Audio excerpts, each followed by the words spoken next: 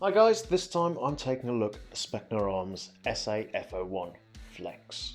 Inside the box you get usual instructions with a set of stickers and a Specna Arms catalogue. You also get a jamming rod, an M90 downgrade spring, and a polymer high cap magazine with a bit of nice texturing on it as well.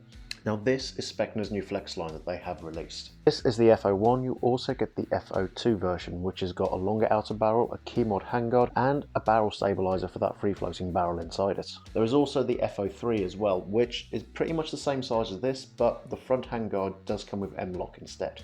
So Specna have basically taken some of their core line and just replaced some of the metal parts with fibre reinforced polymer instead. So things like the buffer tube, the trigger, these are now all polymer. There are some metal parts on this as well. You've still got metal fire selector, metal outer barrel, metal flash hider.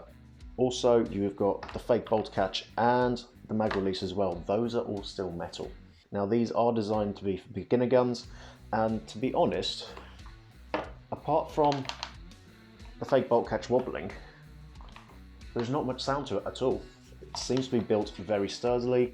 There's no flex. It's nice and solid in the hand, which is what you want.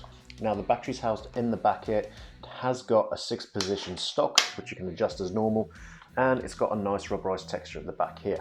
Take off the back and it is going to reveal a mini Tamiya connection, which is going to fit most batteries. They do say that a 7.4 volt LiPo is ideal in these. You could also run 9.6 NIMS as well with no problems at all. Onto the body of the gun, and it has got your standard M4 layout. You've got your fire selector on the left hand side with your safe, semi and auto, and it does have a very satisfying click to it.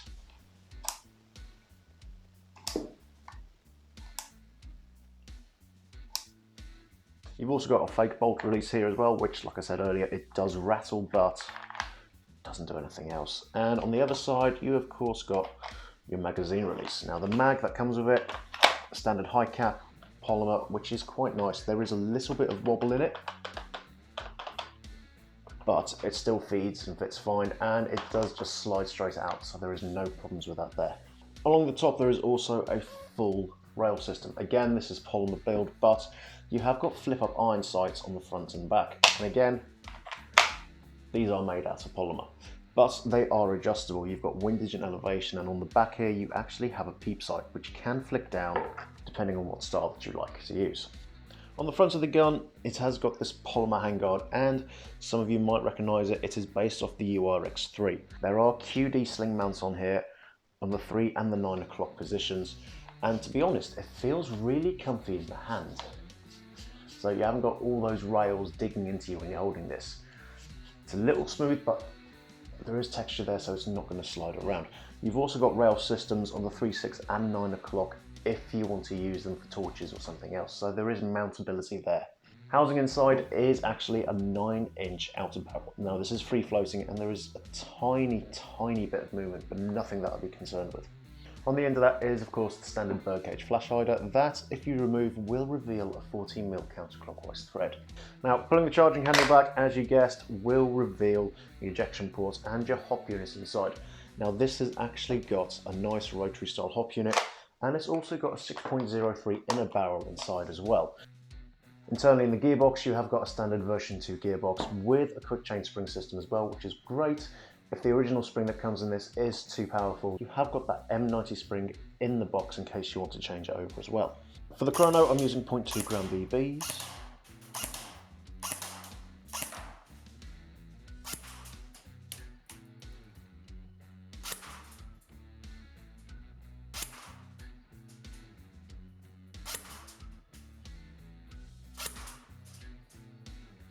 But when it came to the accuracy, I was really surprised on how this performed.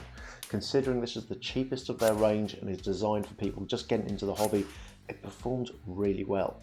Pair this with a good battery, some BBs and eye protection, and you're ready to go. And because of the size and weight of this, it doesn't matter if you're playing CQB or woodland games.